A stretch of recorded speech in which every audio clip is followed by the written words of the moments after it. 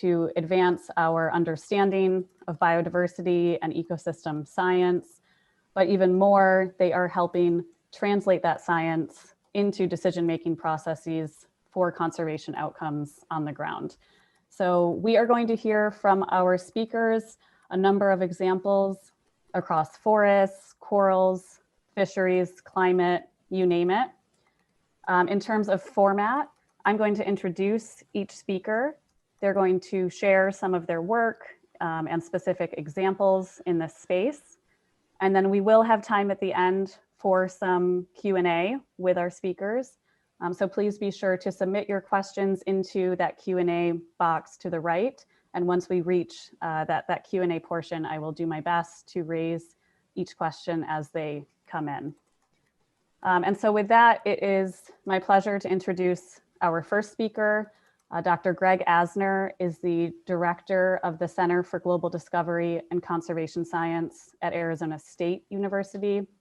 Greg is going to share a bit more about how his team, how they are using satellites to create a global safety net for biodiversity and climate. And so with that, Greg, I'm going to hand it over to you. Sarah, thank you. And it's great to see everybody today in this meeting. And I hope wherever people are, they are hearing me loud and clear. I'm going to start by focusing in on the problem. We're facing a twin crisis today and of our century of unprecedented rates of species extinction and an accelerated rise in the mean global temperature. And the Paris Accord provides a framework for countries to contribute to reducing greenhouse gas emissions in order to remain below that target, that holy grail target of 1.5 degrees Celsius. But there's no such framework to address the species extinction crisis.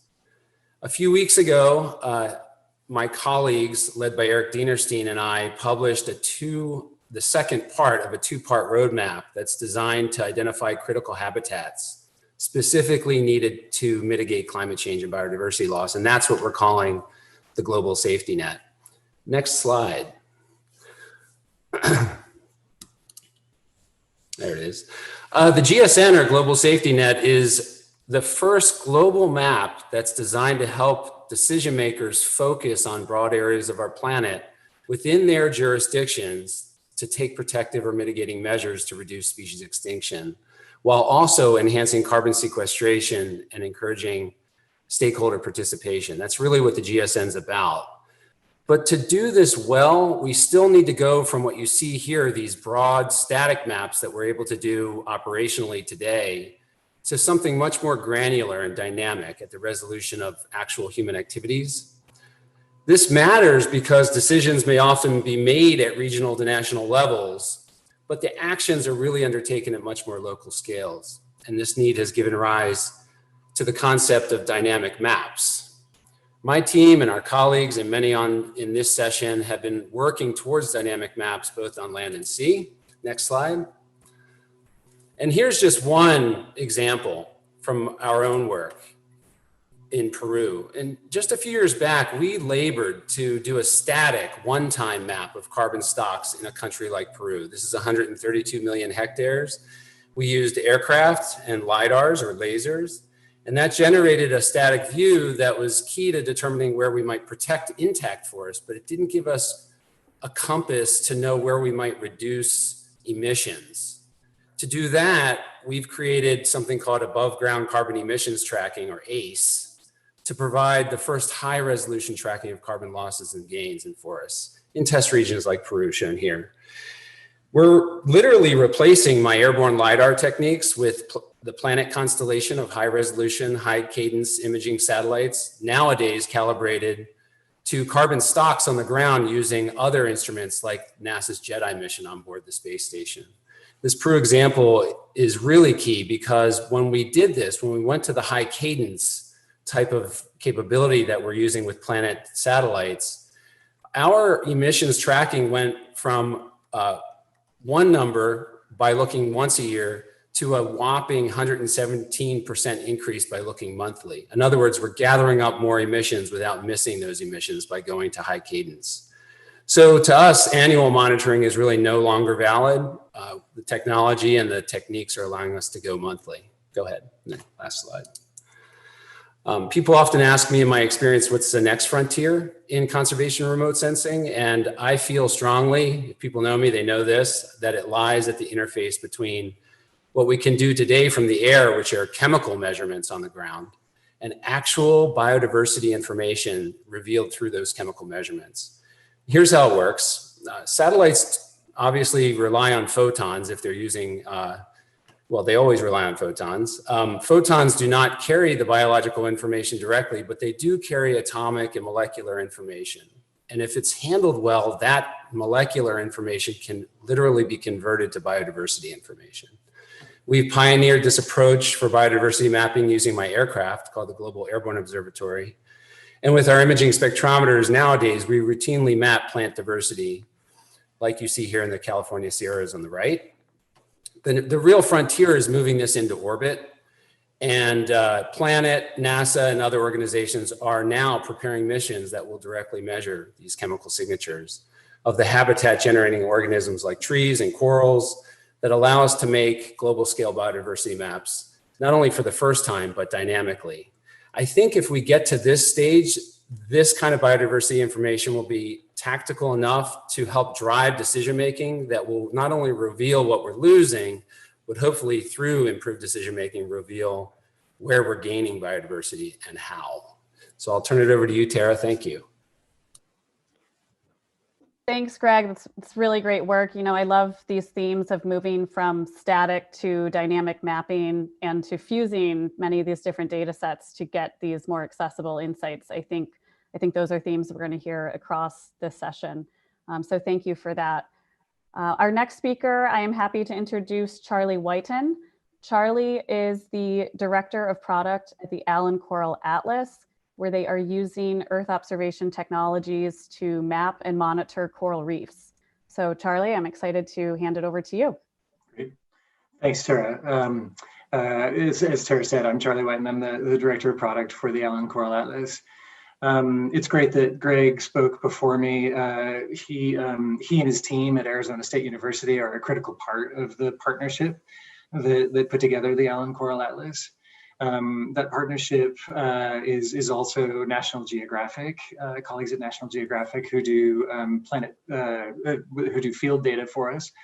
The University of Queensland, who are mapping experts for coral reefs, and Vulcan, obviously my team standing up the platform, and then obviously and ultimately Planet for this incredible imagery that is instrumental, removed an enormous barrier to getting this project to be scalable and achievable.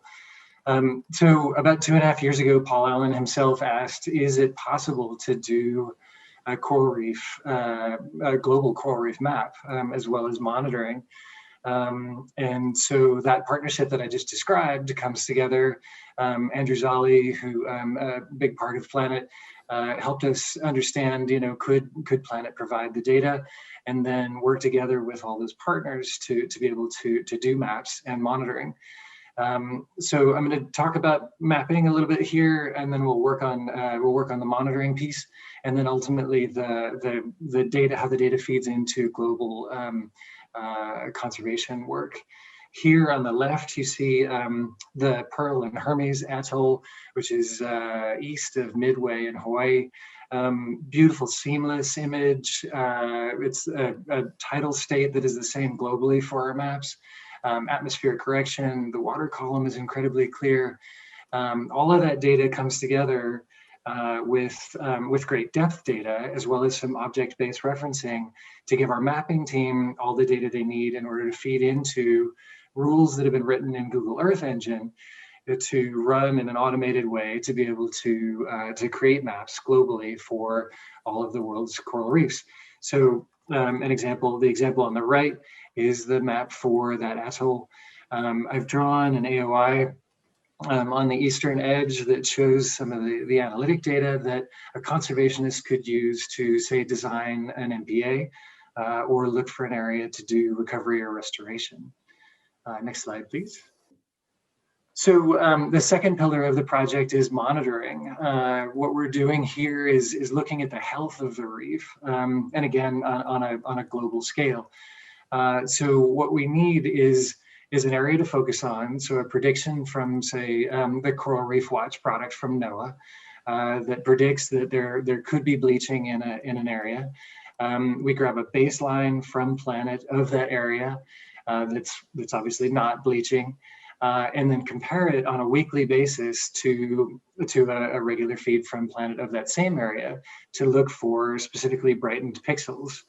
I say brightening because it may not be bleaching, but if it's, say, a 10% brightening of that pixel or more, there's a likelihood, especially given what you know about the Coral Reef Watch prediction, that there is bleaching here. In this case, in that image on the left, you're looking at some brightened pixels over the GBR about a year ago, where we know that there was a severe bleaching incident flown over by a low aircraft, as well as verified in field.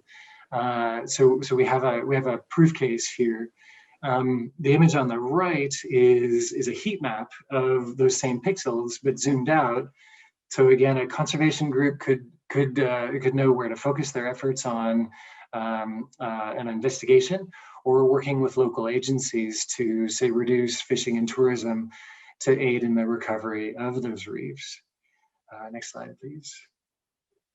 The last sort of large area, if you really zoom out on the data that the Atlas is providing, what we're looking to do is help with targets and indicators for the Convention on Biological Diversity for nations or regions that are looking to focus on, say, protecting 30% of their reef by, say, 2030.